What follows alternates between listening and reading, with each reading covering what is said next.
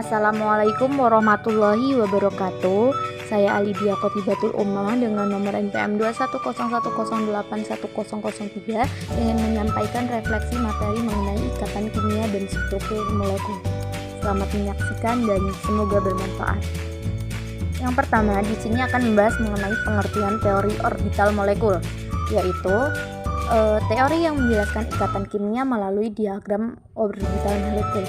Dalam molekular, orbital terdapat dua orbital, yaitu orbital bonding dan antibonding. Yang pertama, pengertian mengenai orbital molekul bonding, yaitu orbital dengan rapatan elektron ikatan terpusat mendekat pada daerah antara kedua inti atom yang bergabung dan akan lebih stabil. Yang kedua, ada pengertian dari orbital molekul antibonding, yaitu orbital rapatan elektron ikatan terpusat yang menjauh dari daerah antara inti atom yang bergabung dan bersifat kurang stabil. Selanjutnya membahas mengenai orde ikatan. Dalam molekular orbital teori, kestabilan ikatan kovalen berhubungan dengan orde ikatan. Jika nilai orde ikatan lebih besar dari 0, berarti molekul tersebut stabil. Sedangkan jika nilai orde ikatan sama dengan 0, maka molekul tersebut tidak stabil. Dan orde ikatan sebanding dengan ukuran stabilitas termal. Selanjutnya membahas mengenai molekul. Yang pertama akan membahas mengenai molekul polar, yaitu molekul yang terjadi ketika dua atom tidak berbagi elektron secara merata dalam ikatan kovalen. Bentuk dipol dengan bagian molekul membawa muatan sedikit positif dan bagian lainnya membawa muatan sedikit negatif. Ini terjadi jika ada perbedaan antara nilai elektronegativitas masing-masing atom. Perbedaan ekstrim membentuk ikatan ionik, sedangkan perbedaan yang lebih kecil membentuk ikatan kovalen polar. Berikut merupakan contoh dari molekul polar, meliputi air dengan itu H2O, amonia dengan NH3, sulfur dioksida SO2, hidrogen sulfida H2S, etanol C2H6O.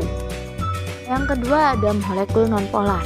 Molekul nonpolar ini ketika molekul berbagi elektron secara merata dalam ikatan kovalen, tidak ada muatan listrik bersih di seluruh molekul. Dalam ikatan kovalen nonpolar, elektron terdistribusi secara merata. Kita dapat memprediksi molekul nonpolar akan terbentuk ketika atom memiliki keelektronegatifan yang sama atau serupa.